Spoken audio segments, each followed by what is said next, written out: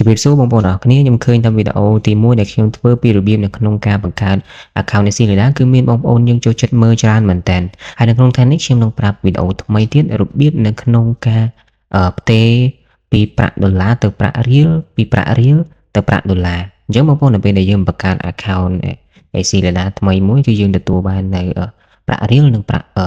ដុល្លារអញ្ចឹងយើងទៅមើលប្រាក់រៀលរបស់យើងនេះយើងទទួលបានប្រាក់រៀលនិងប្រាក់ដុល្លារចឹងតើយើងគួរធ្វើបែបណានៅក្នុងការផ្ទេរពីមួយទៅមួយដោយមិនកាត់សេវាសំបីតែ100រៀលសំបីតែមួយសែនមកកាត់មួយសែនគឺអត់កាត់ទេបងប្អូនអញ្ចឹងពេលខ្លះទៅយើងទទួលលុយពីគេបាញ់មកជាលុយខ្មែរជាលុយរៀលយើងចង់ផ្ទេរទៅដុល្លារអញ្ចឹងណាហើយយើងមិនចាំបាច់ឲ្យគេបាញ់មកម្ដងទៀតទេអញ្ចឹងយើងអាចផ្ទេរក្នុងនឹងបានអញ្ចឹងយើងទៅឡើយណាអញ្ចឹងបងប្អូនមើលមុខងារក្នុងនោះទៅហើយនៅក្នុងការបង្កើតយើងជ្រើសរើសយកអក្សរខ្មែរទៅងាយស្រួលនៅក្នុងការប្រើប្រាស់ព្រោះapp នេះជា app របស់ខ្មែររបស់យើងគឺ support អក្សរខ្មែរ 100% អញ្ចឹងយើងចូលទៅកាន់ពាក្យនេះមកផ្ទេរប្រាក់នេះមកនៅក្នុងនេះគឺមានមុខងារច្រើនមែនទែននៅក្នុងការផ្ទេរប្រាក់ជាមានផ្ទេរគណនីផ្ទាល់ខ្លួនផ្ទេរគណនី Silida តាមលេខទូរស័ព្ទផ្ទេរប្រាក់នៅក្នុងប្រទេសអីចឹងទៅនេះផ្ទេរទៅក្រៅប្រទេសផ្ទេរទៅប្រាក់ទៅតាមប័ណ្ណតាម visa អញ្ចឹងណាហើយគណនីជួញដូរអីផ្សេងៗអញ្ចឹងទៅហើយនៅក្នុងនេះអីដែលយើងលម្អិតគឺយើងផ្ទេរពីប្រាក់រៀលទៅដុល្លារពីដុល្លារទៅរៀលអញ្ចឹងយើងចុចត្រង់នេះមកគណនីផ្ទាល់ខ្លួនចុចលើវាមកប៉ក់មកហើយនៅត្រង់នេះគឺគេមានជំរើសឲ្យយើងពី3បងប្អូនហើយអីដែលពិសេសគឺទី1គឺយើងត្រូវរើសយកពីណាទៅណាឧទាហរណ៍ខ្ញុំចង់ផ្ទេរពីដុល្លារទៅជារៀលអញ្ចឹងនៅក្នុងនេះយើងជ្រើសរើសមកចុចលើវាមកចាំបងប្អូនចុចលើនេះណាចុចលើវាប៉ក់មកអូខេអញ្ចឹងត្រង់នេះយើងផ្ទេរពីដុល្លារទៅរៀលយើងចុចលើដុល្លារមក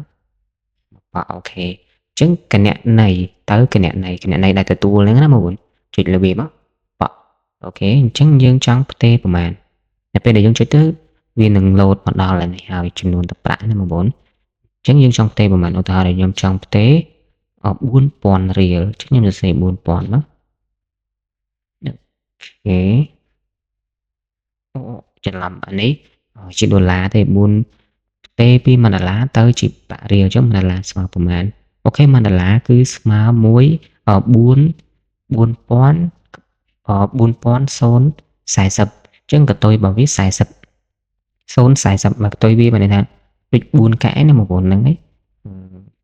អញ្ចឹងទៅបានន័យថា1ដុល្លារទៅជា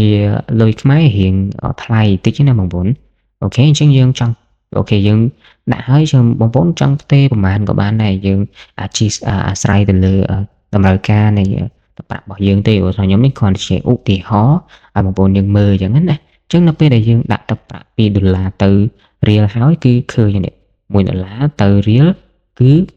4040អញ្ចឹងខ្ញុំជួយយល់ព្រមអូខេតែតាមនេះវាបញ្ជាក់យើងម្ដងទៀតសូមផ្ទៀងផ្ទាត់ប្រតិបត្តិការនិយាយទៅ app Silida គឺងាយស្រួលមែនតើបងប្អូនក្នុងការប្រើប្រាស់របស់គេគឺគេបញ្ជាក់យើងម្ដងហើយម្ដងទៀតកុំឲ្យមានការខុសមិនមែនយើងចុចតែមកប៉ក់ហើយគឺហើយអត់ទេគេត្រូវបញ្ជាក់ផ្ទៀងផ្ទាត់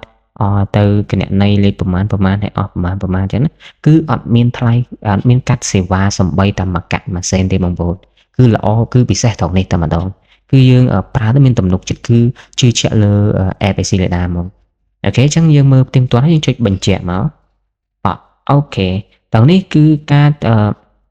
ទូទាត់របស់យើងគឺជោគជ័យនេះត្រង់នេះគឺលុបពាក្យថាជោគជ័យហើយយើងផ្ទៀងផ្ទាត់មកគឺមានថ្ងៃខែប្រហែលម៉ោងប្រហែលហើយដុល្លារប្រហែលអញ្ចឹងណាបងប្អូនគឺងាយស្រួលមែនតើហើយឥឡូវយើងទៅមើលថាតើវាបានផ្ទេរបាន 100% អត់អញ្ចឹងយើងចូលទៅទំព័រដើមមកអូខេអញ្ចឹងយើងមកកាន់នៅទឹកគណនីរបស់យើងនេះគណនីទឹកប្រាក់របស់យើងចុចលើវាមកអូខេនេះគេបងប្អូនតែមិញហ្នឹងគឺកន្លែងប្រាក់រៀលនេះគឺអត់មានសំបីតែមកកាក់មួយសេនទេហើយនៅពេលដែលយើងបានផ្ទេរមកពីប្រាក់ដុល្លាររបស់យើងគឺទៅកាន់នេះទាំងអស់ហើយបងប្អូននេះគឺជារបៀបនៅក្នុងការផ្ទេរសង្ឃឹមថាបងប្អូនយល់និងអនុវត្តបានទាំងអស់គ្នាបើសិនជាចូលចិត្តនិងស្រឡាញ់វីដេអូនេះកុំភ្លេចចុច Subscribe និង Share វីដេអូនេះមួយ